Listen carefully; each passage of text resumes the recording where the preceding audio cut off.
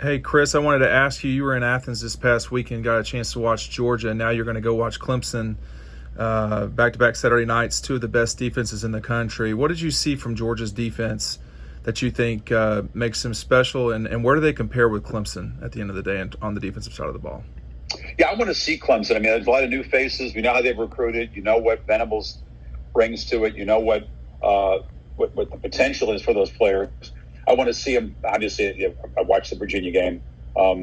They weren't at their best, and I want to see them against this Miami offense. I think we'll learn a lot about Clemson's defense.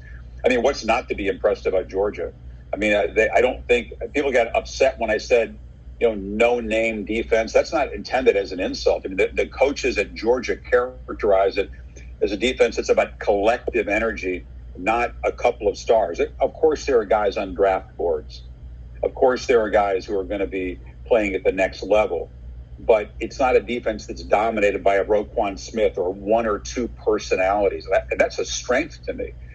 They flew around.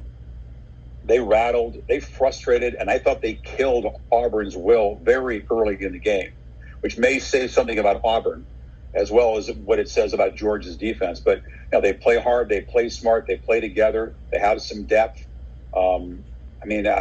They smothered the run game, they got after the quarterback. I don't know what else you could do. I mean, I thought they were tremendously impressive. Looking forward to seeing how they play Tennessee. Obviously, a major challenge in a couple weeks going to face Mac Jones and those receivers and Harris at Alabama. But I mean, I incredibly impressed with Georgia as a team, offensively and defensively, actually, off that game. Incredibly impressed with the team. That was ESPN's Chris Fowler, who has been calling games for some time now in college football. Got to start at Scholastic Sports America, if I'm not mistaken. Chris had Georgia, Auburn this past week. He's got Clemson, Miami this week. I got on a Zoom call to ask him what he thought about the Dogs, how they compare to Clemson's defense. He said he still wanted to see Clemson, as you saw from that clip earlier. And,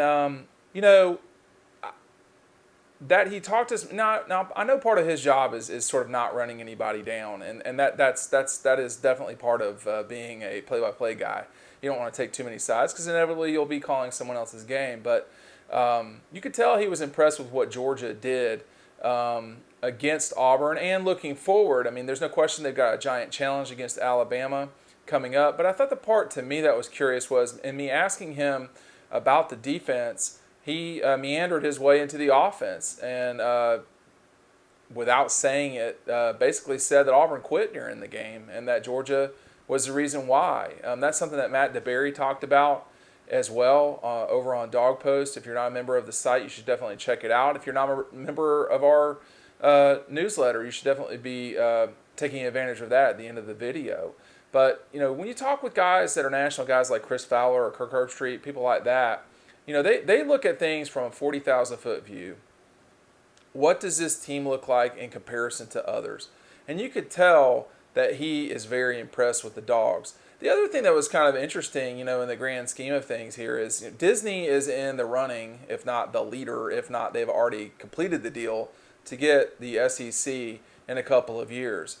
That they put Herbstreit and Fowler on that game, the Georgia-Auburn game, that was something that's a big deal for ESPN and Disney and so forth. But they almost always call the ABC game, of course, typically ABC because it's a broadcast network is going to have larger viewership than a cable channel. So Georgia with their over 4 million views the other night, it's the most viewed football game in college football on cable this year. So the power of Georgia was the reason why Kirk and Chris Fowler were there. But he wants to see Clemson live. I kind of do too. I won't be able to watch them live this week because I'll be in Athens. But you're seeing, of course, let's get through the Tennessee game first. I mean, everyone's assuming a win there. I don't know. But let's see here. I mean, you're starting to, like Texas A&M, probably not elite. Auburn, they're not on Georgia's level. So let's just see here. But like Clemson has played pretty well, I think. Better at times than other times, that's for sure. Georgia could say the same thing. Alabama, to me, looks like the strongest team in the country right now. And, of course, we've not seen Ohio State. We had Oklahoma ranked really high. They're not even ranked anymore, nor should they. And of course, you got the Gators kind of. They don't think they're sneaking around, but we'll see what they've got with Texas A&M this week. If they don't handle them the same way that Alabama did, are they going to be able to fight with Alabama if they get to Atlanta? So it's really an interesting dynamic to talk to someone on the national level who is a broadcaster and there's a lot of different things that go into being a play-by-play guy. But for him, he's got to look at a lot of different stuff. He watches a lot of game film, and to go on like he did about Georgia was interesting to me, because that was definitely a Clemson call, no question about that. Of course, Clemson's playing, but to see what he had to say, or hear what he had to say about the Dogs, was interesting. I want you to make sure that you sign up for this newsletter right here. We've had a lot of people signing up. We appreciate it. Check that out. We'll see you over on the website.